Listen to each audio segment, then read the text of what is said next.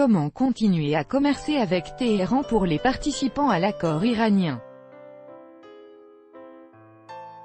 Moscou, Pékin, Berlin, Paris, Londres et Téhéran examinent ensemble les moyens de développer le commerce avec l'Iran indépendamment de la politique et des sanctions américaines, après le retrait de Washington de l'accord nucléaire iranien. C'est ce qu'a déclaré vendredi le chef de la diplomatie russe, Sergueï Lavrov. Des experts de Russie, de Chine, de France, du Royaume-Uni, de l'Allemagne et de l'Iran examineront ensemble les différents moyens permettant de développer le commerce avec Téhéran malgré la décision de Washington de se retirer de l'accord nucléaire iranien, a annoncé le 6 juin le ministre russe des Affaires étrangères, Sergueï Lavrov.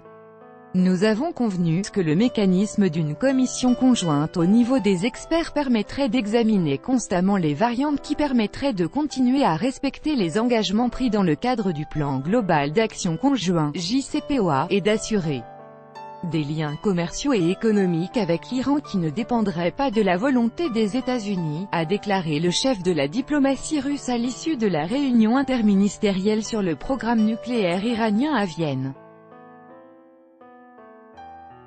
Il a également indiqué que ces négociations n'avaient pas été faciles, notamment parce que les intérêts des pays de l'E3, Allemagne, France et Royaume-Uni, de la Chine, de la Russie et de l'Iran lui-même ne coïncidaient pas toujours. Le ministre a également rappelé que certaines entreprises françaises, y compris Total, avaient déjà annoncé leur décision de cesser leurs relations commerciales avec l'Iran sous la menace de sanctions américaines. Des collègues français nous ont expliqué qu'ils ne pouvaient rien faire. Ce qu'ils peuvent faire par contre c'est élaborer des formats de travail qui ne dépendront pas des dollars et qui seront réalisés par des entreprises qui voient plus d'avantages à commercer avec l'Iran qu'avec les États-Unis, a expliqué M. Lavrov. Le plan global d'action conjoint (JCPOA) est un accord signé à Vienne le 14 juillet 2015 par les 8 parties suivantes, les pays du P5-1, les 5 membres permanents du Conseil de sécurité des Nations Unies, soit les États-Unis, la Russie, la Chine, la France, le Royaume-Uni et l'Allemagne, ainsi que l'Union européenne et la République islamique d'Iran.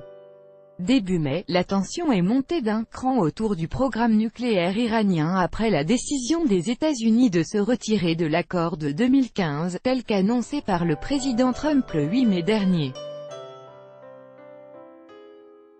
Au terme de l'accord, l'Iran se doit de brider son programme nucléaire et de ne jamais chercher à obtenir la bombe atomique, en échange de la levée d'une partie des sanctions internationales les visant.